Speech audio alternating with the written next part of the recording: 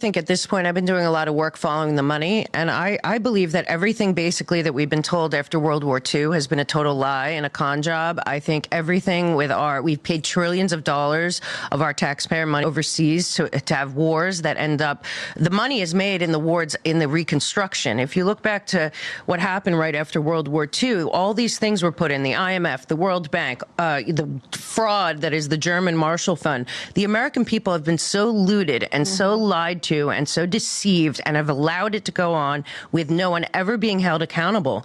I really believe at this time, left, right, Republican, Democrat is a total farce. And the only way that this country saves itself is to have the people save themselves locally, like things that you've done in West Virginia.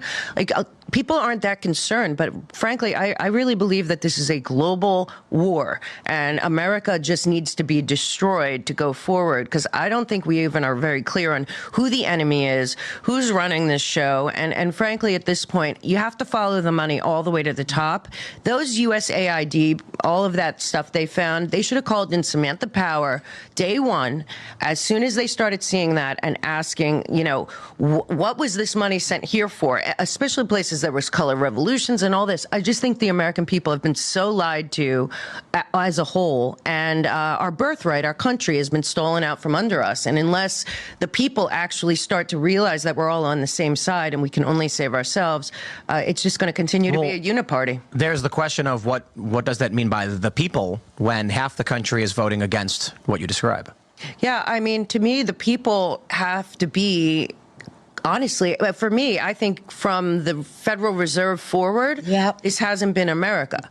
I'm not even totally sure that we won the revolution. I really think that they went back to England and they infiltrated us through the banks and the railroads, and it continued. And then after World War II, the courts. Right. Well, the conspiracy theory is that we never actually won the revolution. Right.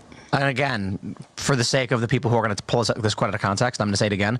There are people who believe after the revolution, the king simply said, wait. They're trying to do what? Well, they want to have a system where anyone can just be in charge. And they're like, then why are we sending troops to go there? Just say they won, we surrender. Okay, now they have their system in place. Let's send all of our money and just buy their government. Yeah. And build all the railroads. And then there was all these land leases connected to the railroads. I mean, there's plenty levels of this, but certainly people need to start looking at the international banking system. I really believe that the top of the head of the snake of all these wars and all the looting and COVID, don't forget, Klaus Schwab books out COVID, the Great Reset, like within weeks of our lockdowns. Like, and then they have this whole build back better from everywhere in the world.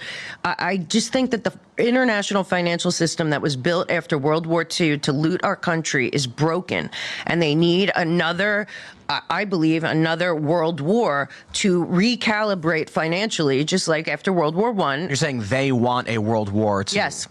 Recalibrate. This is it's called the liberal economic order. Are you yes, familiar with absolutely. Yeah, or some people call it the Fourth Reich, whatever the case may be. They literally call themselves the liberal economic order. It's in the CFR website. I'm going to pull this up. Yep. And they're one of the chief architects of this. Now she keeps saying she thinks. You know, she knows it's all the British Empire set up in 1921. The CFR at Pratt House to merge us into the British Empire. So that's on record. And that's the Rothschilds. They took it over at the battle of, with a Napoleon there at the end. That's a longer story. And they said Napoleon won. It crashed the stock market. They bought it up after Waterloo.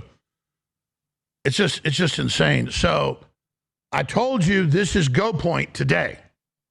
All over the country, people are bashing and attacking federal buildings, attacking ICE facilities, and now Trump Tower just got stormed in the last 30 minutes. Here's the video.